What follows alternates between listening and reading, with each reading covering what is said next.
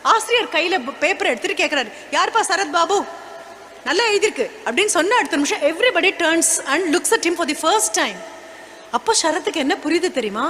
ஓஹோ, படிச்சு நல்ல மார்க் வாங்கினா எல்லாரும் பார்ப்பாங்களா? பணம் வேண்டாமா, பகட்டு வேண்டாமா, ஆடம்பரம் வேண்டாமா, செல்வ செழிப்புல ஒரு குழந்தையா இருக்க வேண்டாமா, நல்லா படிச்சாலே எல்லாரும் என்ன பார்த்துருவாங்களா? ஒரு சப்ஜெக்ட்ல படிச்சாலே எல்லாரும் திரும்பி பார்க்கறாங்கன்னா அத்தனை சப்ஜெக்ட்லயும் நான் படிச்சேன்னா எப்படி இருக்கும்? அதுக்கப்புறம் he never turned behind at all. He was the top scorer of all these subjects. பல நேரங்கள்ல பள்ளிக்கூடத்துக்கு பணம் கட்ட முடியாம வகுப்பை விட்டு வெளியில் நிறுத்திடுவாங்க.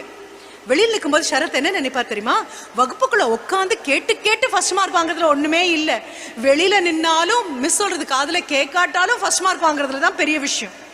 சரி, படிக்கும்போது ரொம்ப அவர் அப்பெல்லாம் ரொம்ப ரொம்ப நினைச்சுக்கிறது உண்டு, ஐயோ எப்படி இருக்கணும்னு. 7ஆம் வகுப்பு 8ஆம் வகுப்பு வரும்போது தான் புரியுது, ஓ அம்மா பசினால தண்ணி குடிச்சிட்டு இருக்காங்களா, தம் வயிற்றுக்கு ஒண்ணு